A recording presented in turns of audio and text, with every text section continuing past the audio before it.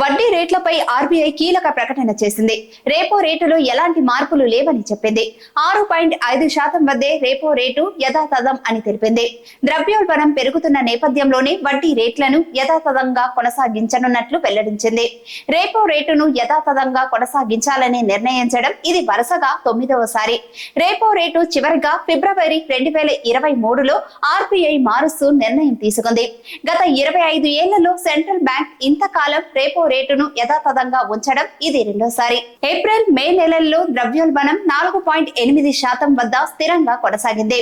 June నెలలో 5.1% పెరిగిందని RBI governor Shaktikanta Das తెలిపారు. ఆర్బీఐ గవర్నర్ శక్తికాంత దాస్ మాట్లాడుతూ 2024-25లో వాస్తవ జీడీపీ వృద్ధి 7.2%గా అంచనా వేయబడింది. మొదటి క్వార్టర్లో 7.1%, రెండో క్వార్టర్లో 7.2%, మూడో క్వార్టర్లో 7.3%, నాలుగో క్వార్టర్లో 7.2% వద్ద జీడీపీ కొనసాగింది. కాగా 2025-26 Q1లో వాస్తవ జీడీపీ వృద్ధి 7.2%గా అంచనా వేయబడిందని ఆయన చెప్పారు.